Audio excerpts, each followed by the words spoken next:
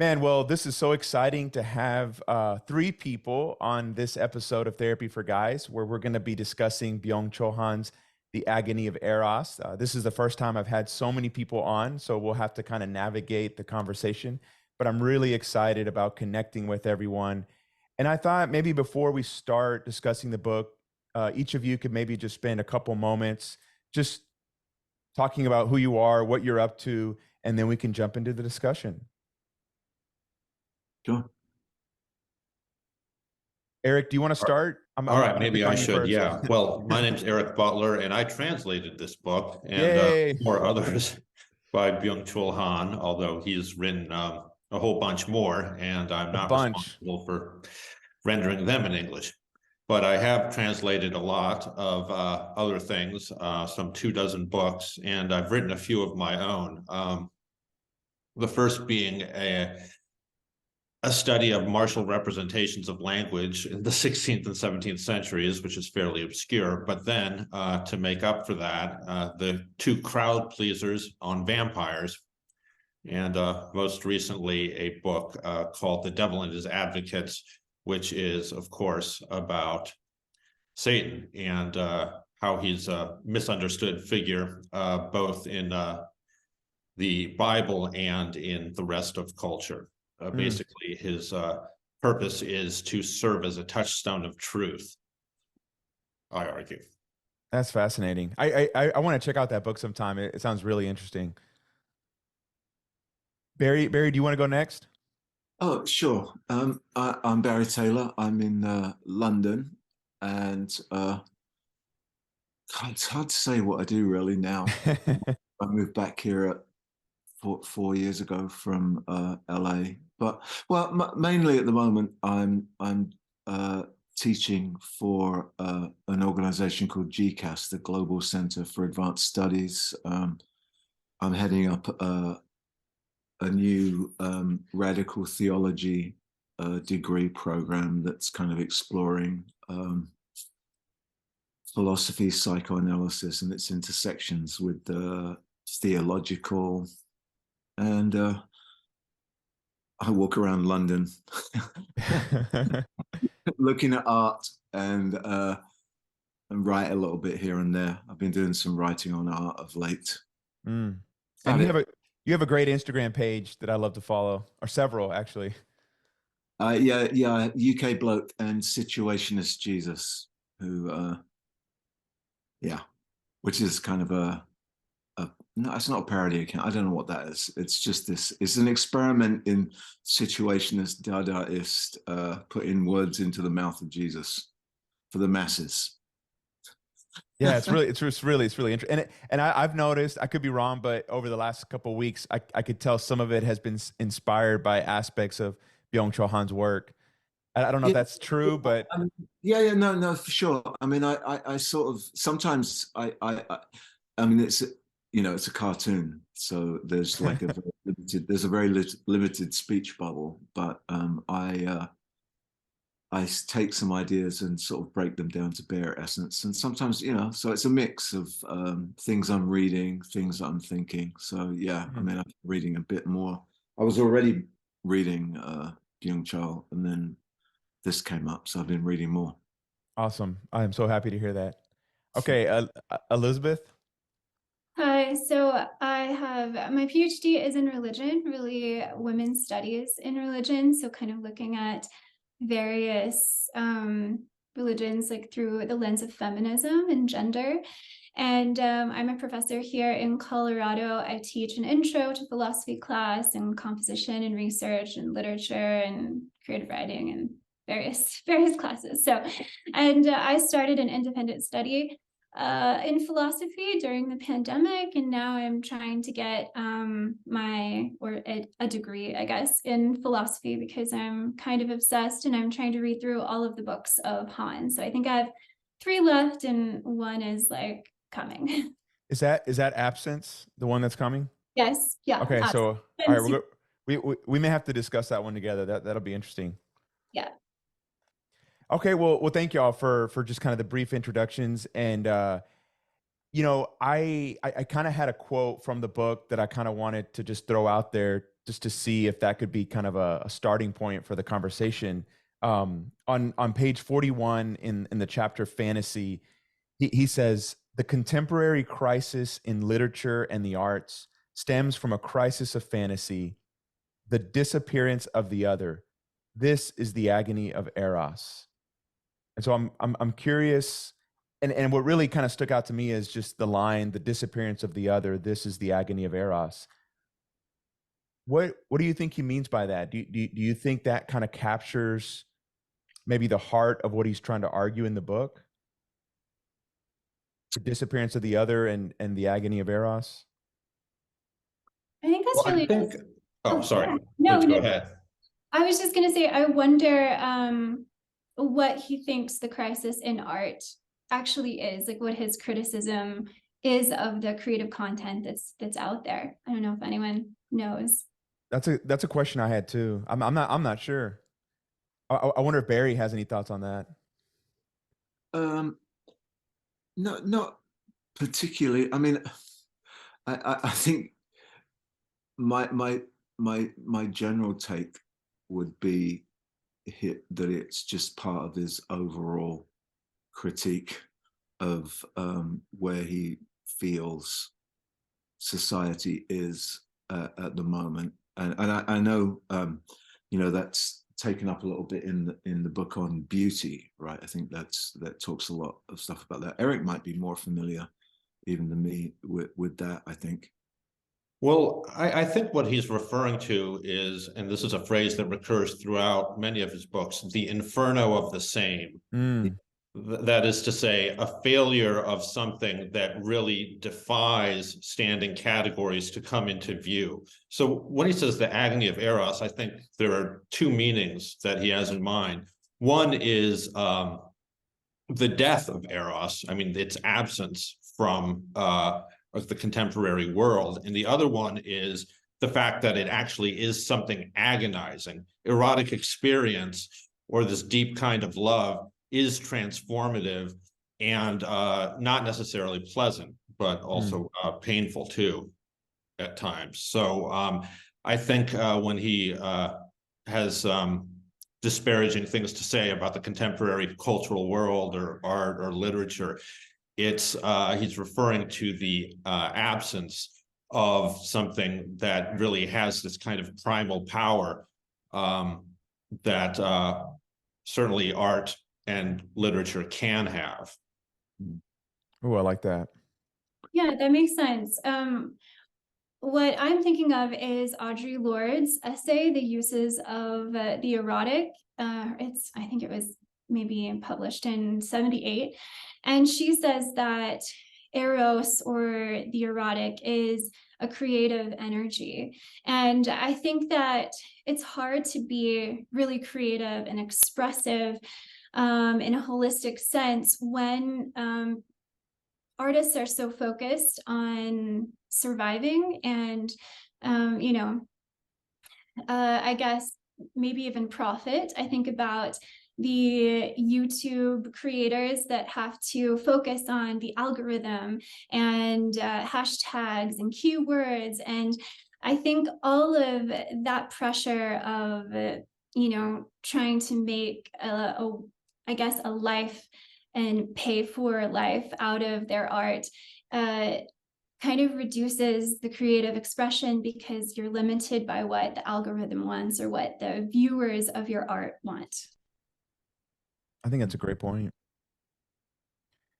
I wonder, Barry, one thing you mentioned to me before is maybe to connect it to Elisabeth's point, that nowadays, whether it's art or even forms of like thought, people just post so much, and with his notion of the transparency society, everything's so out there that maybe it is kind of the inferno of the same. There's nothing really new or unique. It's all just out there for us to see. Well, yeah, I mean, I think that's that inferno of the same it's a fascinating term, and I think it really does capture something of the moment. Although, as I said to you, I think in that talk that we had, the one thing that I do think is interesting is that I think the sort of shift to digitality has changed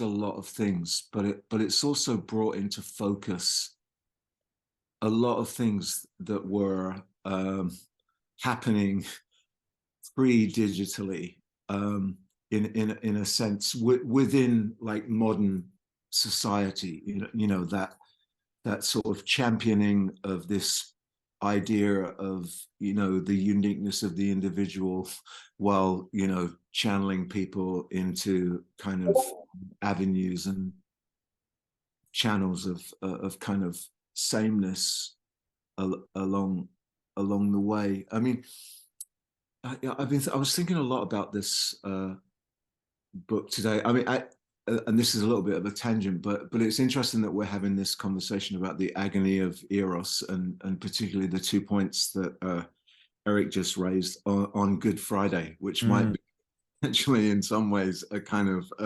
visceral example of a particular kind of agonization of you know, Eros. If you think about, I don't know, the idea of, you know, crucifixion, and I was thinking about that in terms of, you know, his whole notion of like self-negation. I mean, I know that the correct theological term for Christ on the cross is kenosis, you know, self-emptying, but the way it gets interpreted so often through theological lenses, Christian religious lenses particularly, is a very much more of about a self-negating thing, which worries me a little bit about this book. Actually, it's the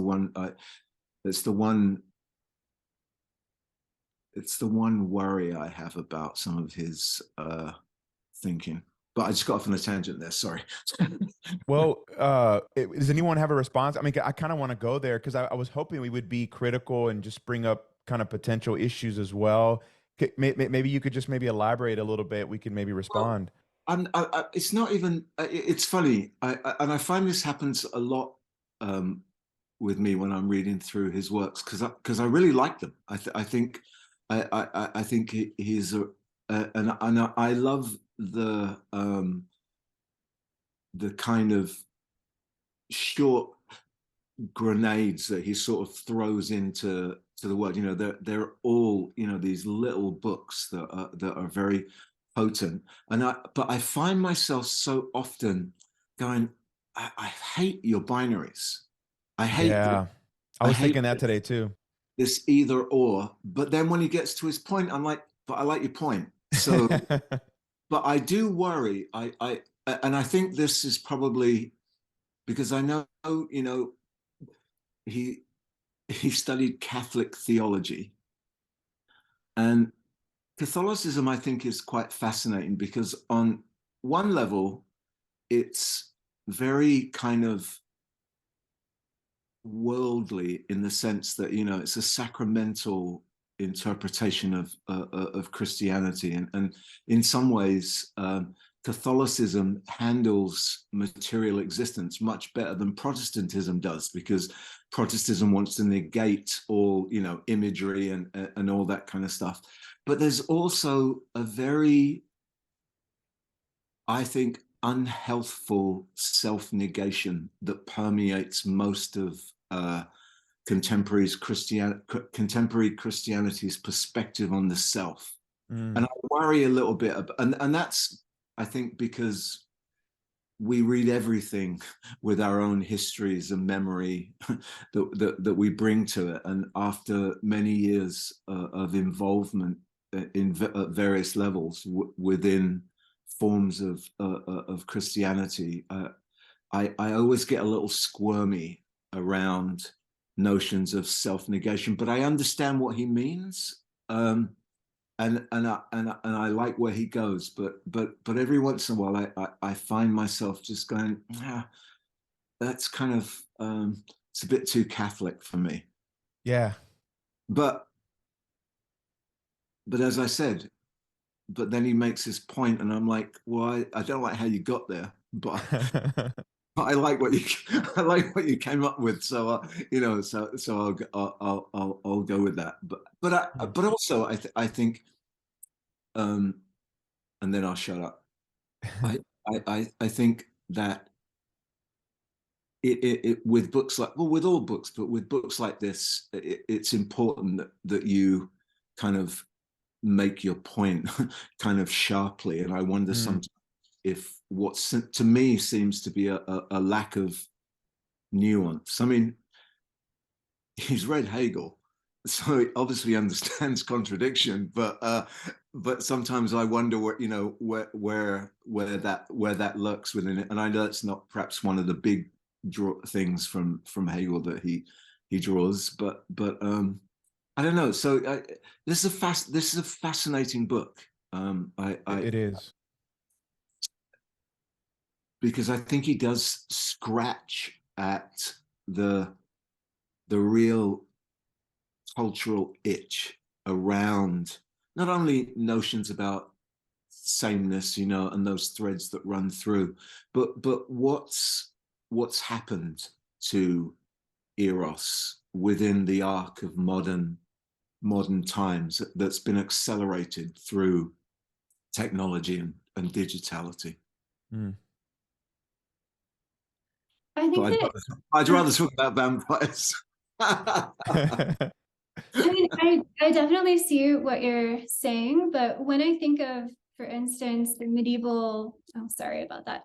When I think about the medieval mystics, like Angela Foligno, you know, she is going into her room in a solitary way and trying to, you know, annihilate her ego so she can unite with Christ. And it is very erotic because she has these visions and these senses of, you know, Christ like caressing her cheek, and she is getting close to the sacrificial body. And I think that Han maybe kind of goes in this direction because what he really wants and why he kind of takes Eros as his focus, as, you know, the kind of love that he feels that we need to re-encounter, is because he is focused on transformation. He wants encounters with others and with the self that is transformative. And it's not just kind of a narrative that stops, that you annihilate the self and that's it, you know, you have the salvation and there's nothing after. It's more like a death and a rebirth, and a death and a rebirth, and a dialectic between that, where you are getting rid of what you're getting rid of your fear, and you're getting rid of what protects you. Like, I think of the palliative society that he's written, and he critiqued a lot of what happened during the pandemic, because he said that he felt as a society we were sacrificing life, which is, you know, painful if we're sensitive to pleasure and you know, pain, I guess. That tension, we're sacrificing it for health and survival. And I think he just wants a deeper experience of living. Oh yeah, you know, again, I like where he winds up. I just wrestle personally with threading. Like I find the whole mystical tradition immensely fascinating, but there's the ultimate transcendent goal of the mystic is something that I find somewhat problematic. So oh, sorry. What's that? Jump in here with an eruption of the other. Yeah, go ahead. Yeah, I was hoping we get, is it a he or she? It's a he. This is Jarvis the cat. So I apologize that he doesn't really, you know, think too deeply on these matters, but he is a profound presence nevertheless. I mean, in his single-mindedness. But I just wanted to mention briefly that in this context, the example that he uses at the beginning of the book, which is Lars von Trier's Melancholia. Yeah. So that's actually not self-annihilation, or it is self-annihilation that is also annihilation of the entire world. Yeah. And that is pure negativity in a way that can't be dialectically resolved. Yeah. Yeah. Well, yeah. I mean, that's a good point. Yeah, it's that's an interesting. I mean, yeah, to start there is a very interesting place to be, and that's where I sort of, I guess that's in some ways why I sort of pull back a little bit at the kind of that. Yeah, I guess I just want to say that, you know, the self-negation is probably just the words in my head. It's not, because it's not the end goal. It's just there's just so much baggage around that in the worlds that I've come from. Well, Barry, can I ask, because I have the same sort of visceral reaction, and I know I can't speak for you, but I'm curious if some of that is tied up in like the ways that, you know, strands of Christianity have connected self-negation to kind of forms of sexuality, like sexual ethics, which is interesting because that comes up a little bit in the book with pornography, although he has kind of an interesting take on that. Yeah, I mean, I yeah, I'm just a big fan of life, and I, yeah, what is it I want to say? Because I feel like I'm sounding like I'm not a fan of the book, and I'm actually really a big fan of the book. It's just there, but I also think, you know, as I said, when we read ourselves into the sentences as well, and we also read the worlds that we inhabit, and there is just, I think it's a term that's fraught with difficulty. Mm. But I understand, in dialogue with a culture that's obsessed with the self in certain ways and directed towards this kind of over the top transparency and this perceived uniqueness that is really just exactly the same as what everybody else is doing. I do understand the terminology. I think I have a question for y'all then. So because, you know, of course I wanted to discuss the book, but I was hoping it would just launch us into just, you know, thinking with Han on certain issues. I wonder if everyone could just say something about how they understand negativity, because I think that's such an important concept for him. And maybe that's what you're pushing against a little bit, Barry. Like, I'm just curious, when you say you love life, I wonder where negativity comes into that understanding of life. Is maybe one way to put it. Well, I'm English, so, you know. So, you know, the English, it's like the glass is neither half empty or half full. Is there a glass? So, from a personal perspective, I understand negative. No, I mean, when I say I love life, I don't mean therefore I'm all about positivity. I understand the concept behind the need for the self-negation that he's talking about, and you know, and I wholeheartedly agree with his, you know, his comments on like, you know, dating and relationships, and because I've said from the get-go that I think most dating apps are basically just risk management devices. Their goal is risk management. You're trying to edit out all of the incalculables so that you can have the thing that you want, that you can only get through incalculability. But we've tricked ourselves into thinking, oh, no, you just, you know, you just don't have the right personal algorithm going to get that. So that's so good. I like that. So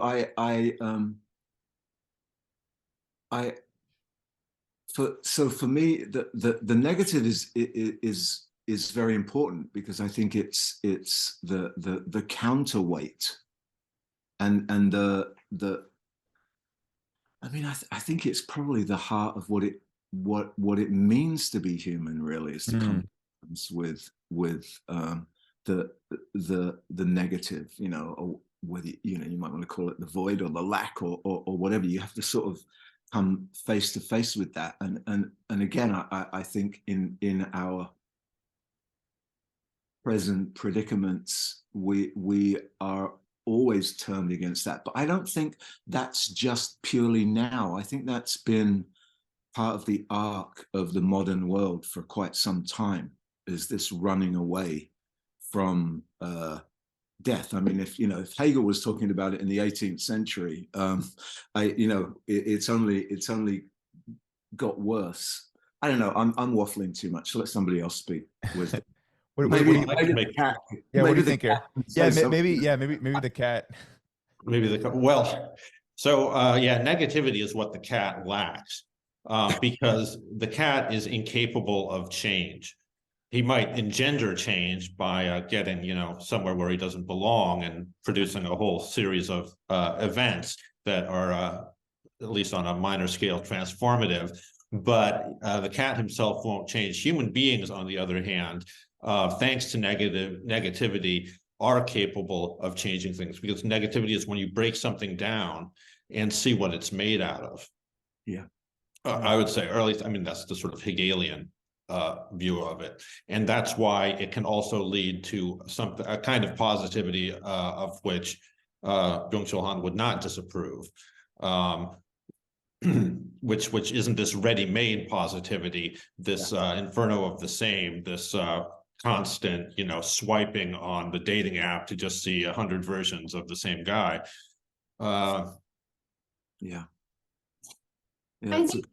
Yeah, what do you think, Elisabeth, in terms of negativity? I think that his idea of negativity is tied up with, or his idea of positivity is tied up with production and commodification. Because he says Eros is the kind of love that cannot be commodified. And yeah, so. Do you guys have a sense of how he would define Eros?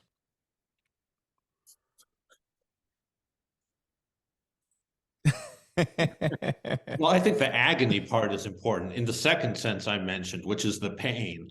Yeah. I mean, because precisely what these dating apps and so forth make you miss is all of the messy, painful parts of love. It is much more like a shrink-wrapped, ready-made consumer product that you can get. At least that's how the companies seem to envision it. So Eros is agony, I would say. It is this profoundly physically and mentally wrenching experience. That's when he quotes Ficino early in the book, I think. The quote is much to that effect. Yeah. I think catching the lover's eyes and the flame and the fire that gets transferred to that. Yeah. I think it has to do with kind of a spiritual awakening. It has to do with longing. He has some comments about teasing and flirtation and distance, and how too much information and this desire to possess the other or control the other, or how, like, for instance, get the passwords to your significant other's tech, like all of that kind of kills the spark of desire that creates longing and that creates life. So I think it doesn't have to be something that we can only characterize and attribute to romantic or sexual relationships, because he really talks about it, just in terms of our human experience and navigating how we navigate life. I think a lot of people measure their time, they optimize, they have a schedule, they have these bullet planners, and they wake up and they know what they're going to do every single hour, and then that's a productive day. But when I think about the erotic, I think about like the movie Amelie, where she is at first you get this kind of series of vignettes of I guess like couples kind of reaching their maximum pleasure. And then you see Amelie, and she is walking out into the city barefoot, or she is dipping her hand into a vat of dry beans. And just the idea of like feeling the warm sun on your body, and that it's kind of a sensuality that I think Han is detecting, probably rightly so, that we're missing in our lives when we're focused so much on being productive people. Well, and also, lest we forget, he of course talks a great deal about Socrates and Plato, and the big distinction there in the symposium is between epithumia, which is just the gratification of a physical desire, and eros, which is this famously sort of disembodied spiritual thing. Right, it's kind of intellectual, like being charged and feeling desire from like an intellectual exchange. Like it has so much more to do than just something that I guess pornography reduces just sex to. Yeah. Can we go, unless Barry, I can't tell if you have a thought you want to let out. No, carry on. Okay. I was just curious, this is some great stuff, Elisabeth. Like, could we go a little bit into the chapter on pornography and just talk about, what his point was, what you guys think? Would anyone have kind of a different take on things? Just really quickly, I would say that he's basically, all that pornography is to him is an amped up version of these dating apps or Facebook. Okay. It's the inferno of the same. You don't encounter anything different and surprising or transformative. You just have a ready-made product. Yeah, I like how he labels like this selfie on Instagram as pornographic. It's just your face. You can have so many expressions, just, full frontal face, and there's no mystery, there's no artistry, there's no I guess, creative sort of thought to it. What's interesting to me is that while all of that is occurring all the time, there's also a remarkably robust and growing desire amongst more and more people for the things that he says are missing. So interest in sort of mystery religions and mysticism and magic and things like that, it's probably bigger now than it has been in decades, and I think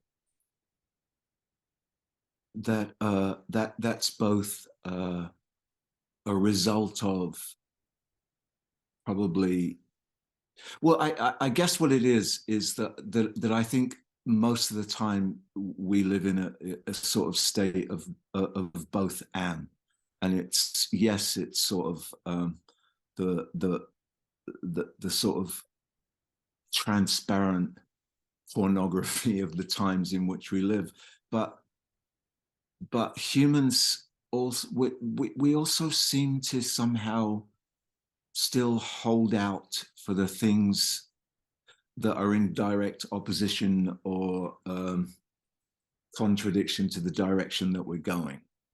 And I think sometimes a little bit of that is missed in his kind of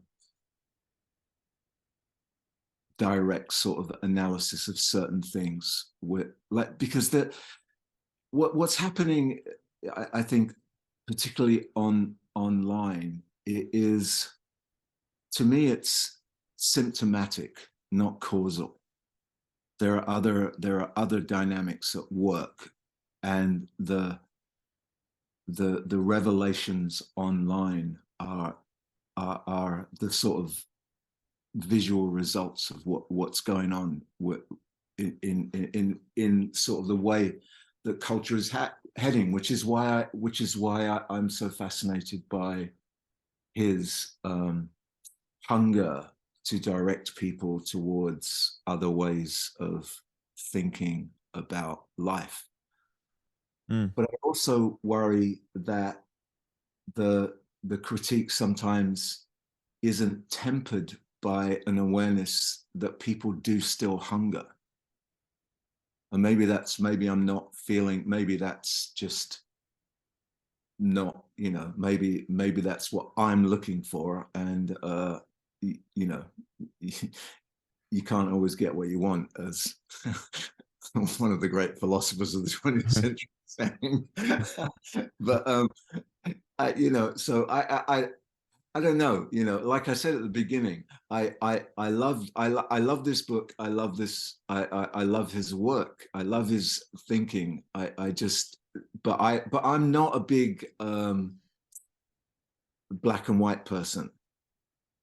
So, and sometimes it feels a bit more black and white than I am. I think that's the wrestle that I go. So again, I like his whole take on what, you know, what sort of point. I mean, he's pretty blunt. I think I just went by it, but you know, pornography is a matter of bare life on display. I mean, that's the opening line of the chapter on porn. And you know, the antagonist of Eros, it annihilates even sexuality.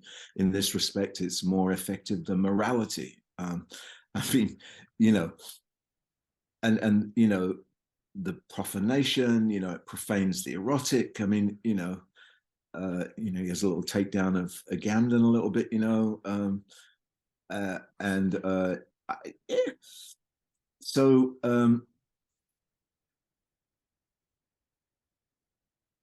yeah, it's fascinating. I think it's really good. I think it's really good. But then at the end of it,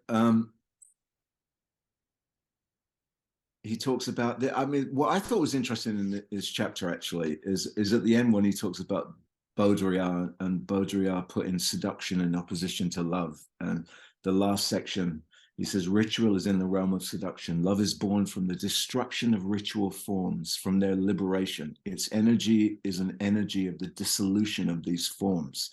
And I think in some ways, his big argument is that these forms, these ways in which we've been living, they need to be dissolved. You know, we need to see them, you know, we need to see the dissolution of these things so that we can move past bare life or a pornographic experience of existence. And I couldn't agree more. So there's my dichotomy. But I think it's an interesting critique that, Barry, that you keep bringing up. And I agree in part about the terms and the concepts. And so I wanted to ask Erik, as translator, do you feel that sometimes Han fails to create nuance or consider alternative views or define his terms in a way that helps us distinguish the kind of, like, let's say, narcissism he's talking about? Is he says depression is narcissistic.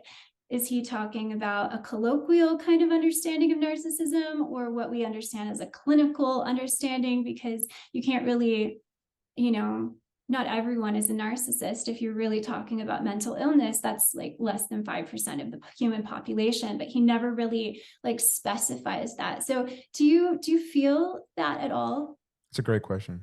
Well, I'm struck by the fact that every single thing he has written, that I've read at any rate, is so completely polemical. It's just, that is, so he doesn't spend any time presenting an alternative vision. He's working destructively. I mean, to tear down the illusions and mystifications of the world we live in. And so in that regard, yeah, I think a big deficit, if you're looking for something that does suggest a path forward, that's a big deficit in his work. It does seem as if he, and I know he likes Heidegger, but it does seem like he's a bit Heideggerian. Like he does work a little bit with etymology. And I just wondered, And I know that you have put, as translator, some really great footnotes about, what the word is in German and all the different meanings that it can have. And Heidegger is kind of famous for saying this word, let's look at the 4 different meanings, and they all kind of work with, what his message. Do you feel that he does enough with the German and etymology? And is that and just another translator question, is that difficult in translating his works into English, because there are nuances that maybe an English reader wouldn't get? Oh, well, that's the big problem with translation, period, and especially translating German philosophy and philosophical type writing. So there are these notorious examples from Freud where he uses these everyday expressions, and then they become these crazy sort of neo-Latin Greek monsters, like, scopophilia and parapraxis and, even ego, superego and id. I mean, that's dressing up something that in German would simply be I, the above I, and the it. Yeah. So it is very difficult to do that directly in English because in German the sort of etymological substrate of a word is much more apparent, whereas we have to make a detour, generally speaking, into either Greek or Latin.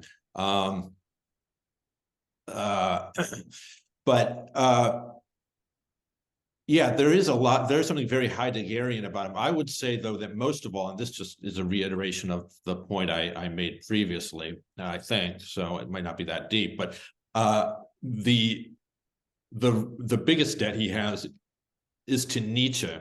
I mean, and the whole idea of philosophizing with a hammer, or the twilight of the idols, and kind of taking this. I mean, and that's actually also very un-Catholic, interestingly enough, just given his background, to be so iconoclastic. But that is, I think, the animating gesture behind his work as a whole is really this work of destruction. Destruction also being a key term for Heidegger. Heidegger spoke of the destruction of metaphysics, which is something along those lines. Destruction of this world of illusion and seemingly real things that are in fact fabrications. And which gets nicely translated usually as overcoming metaphysics, so it's more palatable. Yeah, I think it's the polemical nature of his writing that I both love and balk against, because I'm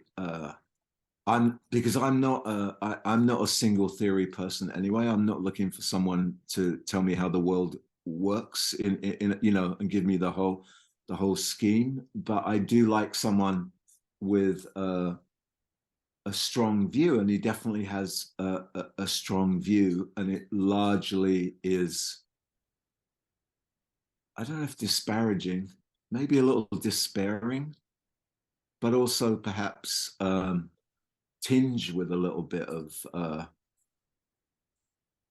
maybe a little bit of hope, yeah. I mean, there must be hope, otherwise he probably wouldn't write. But it is it is then the polemic, because when I and it was funny that you brought that up, Elisabeth, about depression and negativity. I was like, I mean, narcissism. I'm like, that's brutal. I mean, that literally, I might have written that in the book. Actually, that's brutal, and so I mean, that's a big umbrella to put, to just sort of kind of write off the whole thing. But as he writes, you kind of do sense how he sees those things, but you have to sort of pick your way. You have to sort of pick your battle with his concepts in general. And like I said, I come down on the positive side.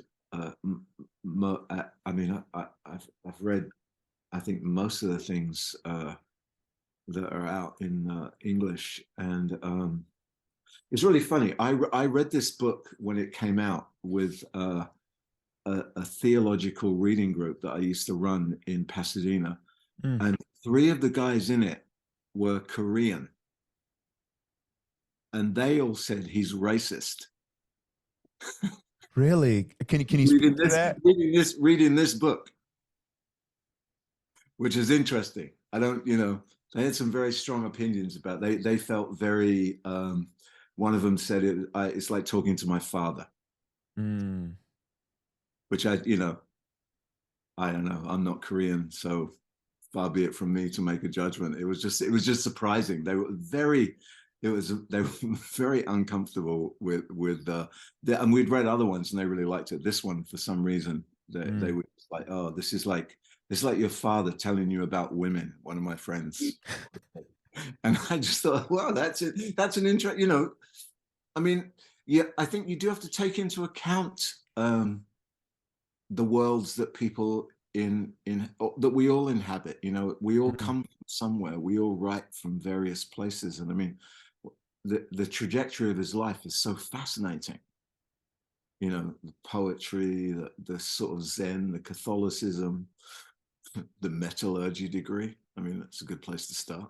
Yeah. Well, and I love and Erik, I don't know if you were going to say that, I love what you've pointed out in previous conversations, that whereas many people in the West find otherness going to the East, he's from the East and found sort of otherness in the West.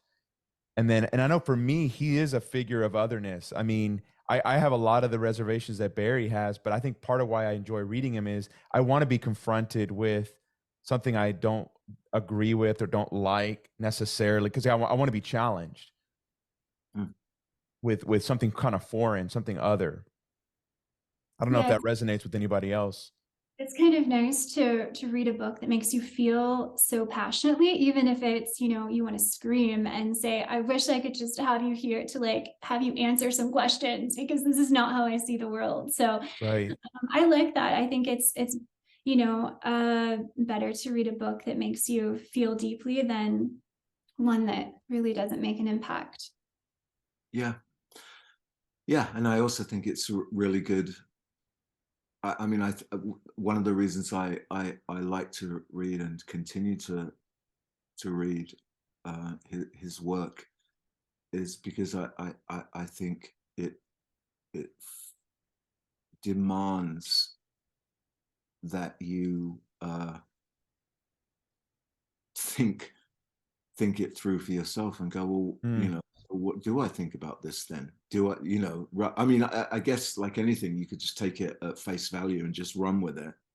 But if you have conceptual difficulty, I think that's actually a gift in a work. And I think that's the benefit of these small books. Yes.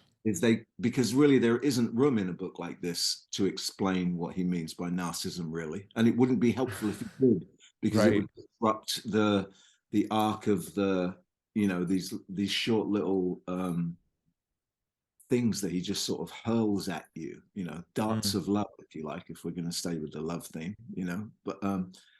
but it does arouse this world of feelings, because ultimately I think he has really captured the essence of what is occurring in a broad brushstroke across the cultural landscape within the horizon of digitality. It's what falls outside of that and how that gets dealt with that I think is the challenge that everybody's faced with, because we're not living completely online yet. We're not fully into the metaverse quite yet, but we seem to be heading there, and that's going to be even more interesting, and it's going to make this kind of transparency concept, and this bare life. I mean, I don't know, sorry, there's a lot here. There's a lot. I mean, the whole bare life concept is it's true, and it seems that people don't want a bare life. Like the whole world of the internet is all about having your best life, but it creates actually the poorest version of your best life, you know, and yet outside of that, you know, I mean, the whole world's going to hell in a handbasket. You know, if you're living in Britain at the moment, you know, all that happens every week is all the prices go up, and people, it's a less than bare life that people have even access to, you know, and I think that requires other conversations and other reflections. But he's right, you know, we're running on empty and looking for emptiness to fill us back up, but it's the wrong kind of emptiness. It's, you know, the emptiness of positivity, not the emptiness of negativity. And I think the right kind of emptiness would be basically ascetic for him. I mean, he seems very much like a sort of Latter-day monk, you know, or church father in the desert, kind of staving off all of the demons and illusions and that are besetting him, and he encourages that sort of bearing in others. Which is what I was trying to say, what you just said, summed up for me at the beginning. That's really what I was trying to say. It's too monastic for me, the whole Right. self. Well, and where I resonate with aspects of all that stuff, I just don't see it as sustainable for most people. Maybe that's just a personal opinion, but that's part of what rubs me the wrong way about him and his approaches. I wonder, realistically, can the mass of humanity really move in the direction that he's pointing? I don't know. Maybe I'm just too much of a pessimist. I'm not sure. Oh, I'm sure he doesn't think that it can. Okay. I mean, again, I just keep thinking of Nietzsche, you know, Zarathustra, a book for everyone and no one. You know, Nietzsche's contempt for the herd mentality, his dislike of, you know, just the great unwashed, as it were. He's a real aristocrat in his spiritual bearing. That's Nietzsche. I don't know about Byung-Chul Han, but if he were, that wouldn't terribly surprise me. Yeah, I mean, that element of world hating or world culture despising is always a challenge. But as I said, but I understand. Sure. Elizabeth? Do you think that he really, I mean, he has these critiques, but I think that's because he loves the world so much.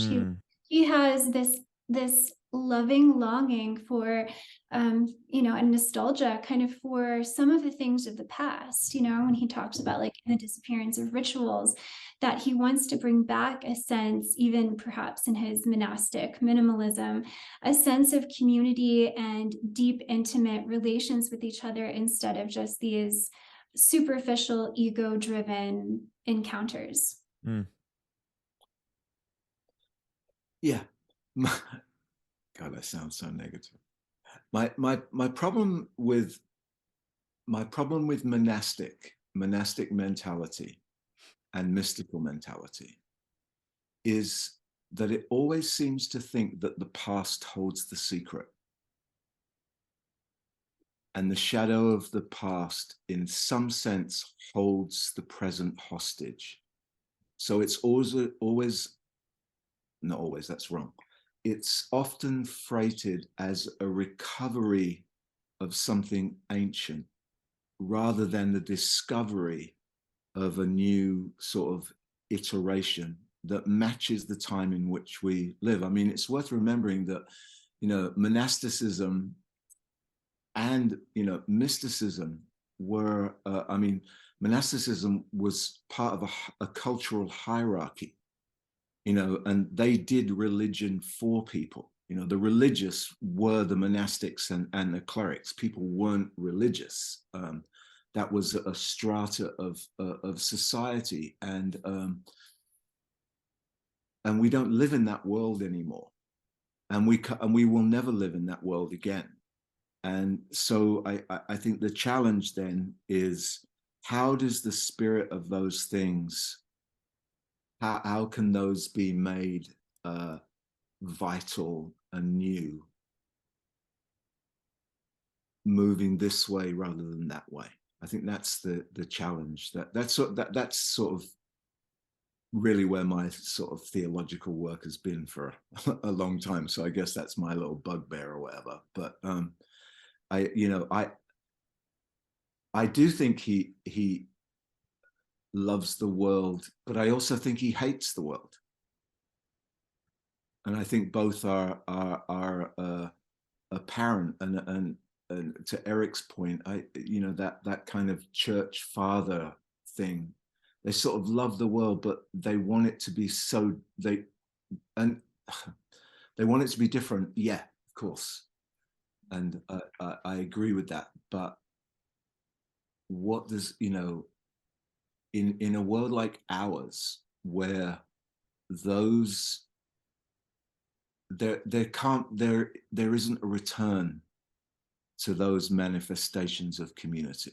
And also community does exist today. Sometimes people talk like everybody's, like these things don't exist, but they do. They just exist differently and not enough, but they do exist. God, I'm talking too much, I'm sorry. No, it's good. Elisabeth, did you have a response or did you have a thought on that? Elizabeth's very smart, by the way. Yeah, no, I'm just standing in awe of everyone's intelligence here. I like what you're saying, Elizabeth. I'm just thinking of Wendy Brown's article, The Timeliness or the Untimeliness of Crisis, and the original so the original understanding of critique, so the untimeliness of critique, I think is what her essay is called. It has its origins in the word crisis. And what you do in a crisis is you work to preserve what you can. And so I think Han's critique is productive. He wants to sort of save something. He wants us to turn our attention and reorient us to what we might be losing if we go, let's say, even the path of transhumanism. What of our soul and our spirit are we losing and missing? So I think that anyone who is willing to critique something has a love for it, and it doesn't necessarily mean that he wants to go back and be a Luddite and, go back to the Middle Ages, make America great again, or whatever that is, that has kind of a relationship to this. I think there's reconstruction probably. Like, I would give him the benefit of the doubt and figure that, he has his ideas on how we can draw from the past and remember from the past, to make sure that we are being intentional as we move forward with technology and ourself. And I would also say about the monastic tradition, it wasn't necessarily just structures of power. When I think about women going into to the religious communities, they did it so they could have a space that they could read and learn and write and be alone and pursue their own spiritual, emotional, personal development. And what they did for the community was trying to be more dynamically, fearlessly in life and with others in their road to transcendence. So I think there's a lot of positive kind of learning, knowledge, spiritual enlightenment elements of the monastic periods of the past, say like the 13th, the 12th centuries, that Byung-Chul Han probably would appreciate, him being an academic and, finding a lot of benefit to study. Oh yeah, those are really good points and well taken. And yeah, if I was trying to convey, it wasn't even, I wasn't sort of trying to say it was just about power. It was more about the way in which it worked within the structure of the society at that time. And I've done quite. I'm fascinated by the female mystics of the 12th, 13th, and 14th century in Northern Europe. and I think that the role that, you know, mysticism and monasticism played for certain women in that period is really both fascinating and important.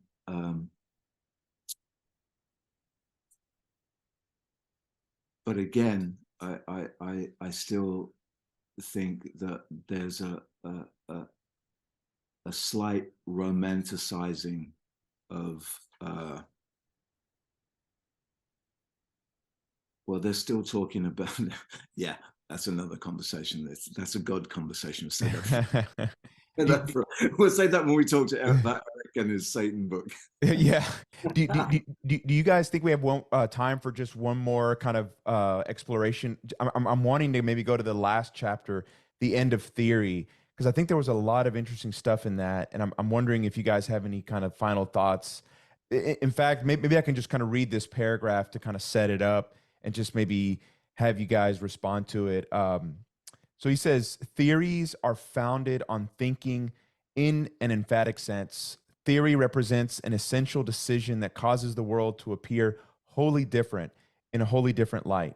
Theory is a primordial decision which determines what counts and what does not, what is or should be, and what does not matter. As highly selective narration, it cuts a clearing of differentiation through untrodden terrain. And then he says there is no such thing as data-driven thinking. And, you know, he's going against the whole idea of just accumulating data and calculation. I know there's a lot there, but any kind of thoughts on that?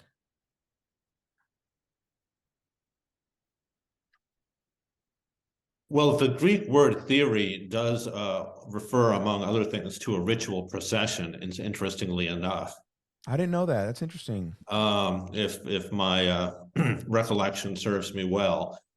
So, I mean, I think the main point throughout this book and everything else he writes is the importance of asymmetry. He just really has this dislike for things that wind up falling out, that wind up looking like they're on graph paper, as it were. Mm. And anything that can be enlisted to create some imbalance and a warp and a little discontinuity is good in his mind, because that means not settling for the world of appearances that we're plunged in. So theory would serve that purpose because it is, as he says, emphatic. It takes some things over other things. And also the word crisis is related to the Greek word for judging. And he's really about making judgment calls. Whether they're right or not, they have an inherent value because they do not content themselves with a state of affairs that's defined in advance. Mm. Do you, Lisa, or excuse, not Lisa, sorry, Elisabeth or Barry, do you guys have any thoughts on kind of theory and what he's trying to say with that in terms of contrasting with the data-driven thinking and the calculation of information? Well, he opens up with Heidegger. So I just think back to Heidegger's What is Thinking? And Heidegger has kind of a trinity, let's see if I can remember them, of what thought or thinking is. It's thankfulness, memory, and Erik, do you remember? Yeah, have you I'm read? afraid it's been too long. All I know is that he keeps saying, we're not thinking yet. We're not thinking. Because I think he says that, and this also might be in maybe one of his essays about technology, that in our industrial age, we treat everything as standing reserve, and therefore we treat ourselves as standing reserve. And I think what he is referring to is just kind of the utilitarian approach that we have to something. We feel good about ourselves again if we're productive, etc. And bringing in the temporality kind of aspect of Heidegger and Hahn, it takes time to reflect. takes time to think, to remember, to cultivate knowledge, to gather evidence, to be in dialogue with someone. Like, I think about, you know, how many of our programs today are hour-long or 2-hour-long discussions, you know, really getting to the heart of something instead of, you know, shooting out memes or whatever it is. Like, I think I was mentioning to you, QK, on the phone about manufacturing intellect with Brian McGee, and it's just like a series in the 70s and 80s of he just sits on a couch and has like a professor or a philosopher just come in, and they just have this really composed, nice, polite discussion. But it takes time and it takes attention. And I think a lot of the critique that Han has about technology, and maybe this ties into thought and theory, that we just we're shifting away from the temporality that we would need to do that, to have discourse, to have democracy. Yeah, well said. Now, and maybe this is a little bit of the postmodern in me. Is there a danger that theory becomes totalizing or you know, closes things off in a way that it shouldn't? I mean, because I don't think he highlights that possibility as much in that chapter. But maybe I'm getting that off. Maybe I'm getting that wrong. Well, every time sorry. No, go ahead, please. Every time he mentions somebody like Agamben, he's talking about the perils of theory, because it's clear that he has no respect for, you know, what he's saying, and would be inclined to agree with him there. Got you. So he recognizes the perils of theory. Well, I mean, you know, he has these. He's pretty good at sort of one-line put downs. Yeah. I mean, I don't have any references ready, but you know, he'll say something he'll just quote someone and say something to the effect of, you know, this is utter nonsense. I mean, and yeah. Erik, did you, as a translator, do you get to work with the author at all? Was there any back and forth between you? There really wasn't any exchange, like an email or two, but you know, again, I mean, I got this idea about monasticism both from reading the book and from what I know about the author and his sort of, you know, tendency not to engage with say the translators of his work. Okay. Oh, that's very interesting. Thank you for sharing. Barry, do you have any like final thoughts in general or on theory and what he says about thinking? I mean, I think I really resonated with what Elisabeth said. I do think that I also agree that I don't think data is thinking, and I don't think thinking with data is the same kind of thinking as theory thinking. And you know, he does say a little further down, you know, the negativity of the incalculable is inscribed in thinking.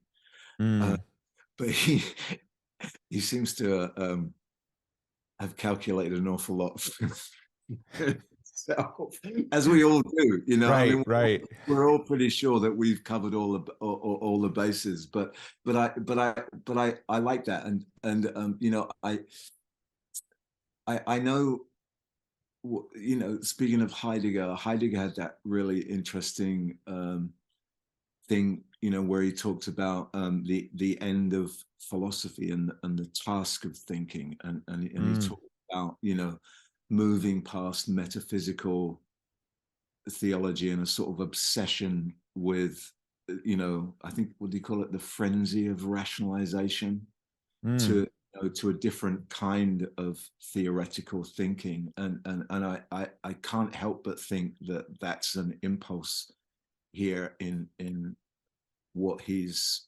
pushing towards, you know, to really counter this unthinking world. I mean, I always, you know, I always say when people go, yeah, but they still have philosophers talking on French television, and you know, and where's that going to happen here? You know, because as Elisabeth said, you know, you get our politics has been reduced to, you know, guys holding up signs, you know, on Instagram memes, and Right.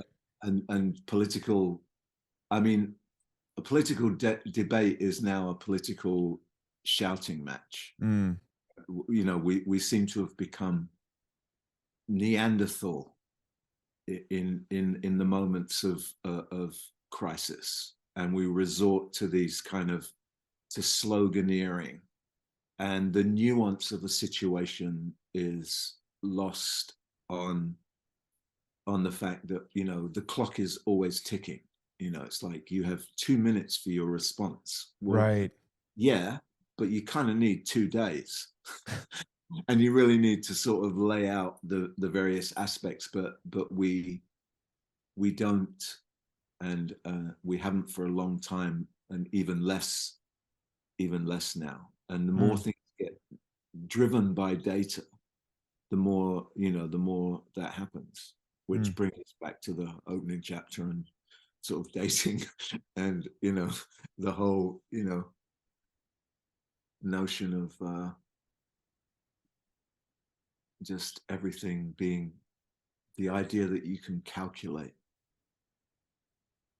that you can eliminate risk. Mm-hmm. And the idea that you can eliminate risk from love. I mean, you only have to listen to every other pop song that's been written since about 1956 to know that love is about heartache, heartbreak, loneliness, emptiness, pain, rejection, abandonment, and yet still we keep agonizing about love. That, you know, and as Leonard Cohen said, there ain't no cure for love. There's a remedy, and data is certainly not the remedy for it. It is He also not. says, true love leaves no traces. Yeah, there you You and I go. are one. It's lost in our embraces like stars against the sun. Yes. Man, drop the mic. Let's have a Leonard Cohen podcast. Yeah, seriously. Wow. Get into the theological weeds with Leonard. Wow, this was a lot of fun. I mean, I guess before we end, is there anything else that anyone else wants to say about the Agony of Eros or Byung-Chul Han, or just anything else that's going on in your life? Read it. Yeah, definitely read it. And it's you know, that's one thing that I will say. You know, I'm the only one in the group that doesn't have a PhD. I'm kind of like an armchair philosopher, I guess. But his work is quite readable. I think anyone who maybe gets intimidated by philosophy could read it and understand most of it, I think. Yeah, I think too. Kudos to the translator. Yes, Eric. Hey, Eric, I will say I've read other books translated by other people, and they're not as good. Well, thank you. That really does mean a lot to me. Seriously, yours have been the most readable, I think. I just, you know, I am but a vessel, as they say, but, you know, I guess you can be a leakier or more robust vessel, and I'm glad that I'm keeping it together. You were going to say something, Elizabeth? Yeah. Elisabeth, please. Oh, I don't know what I was going to say, but Sappho would agree. She called Eros the bittersweet. I think that's a good place to end. Okay, thank y'all. Maybe we'll do it again sometime. All right. Thank you so much. It was so great to meet you both, Barry and Eric. Absolutely. And continue the conversation. Yes, continue the conversation.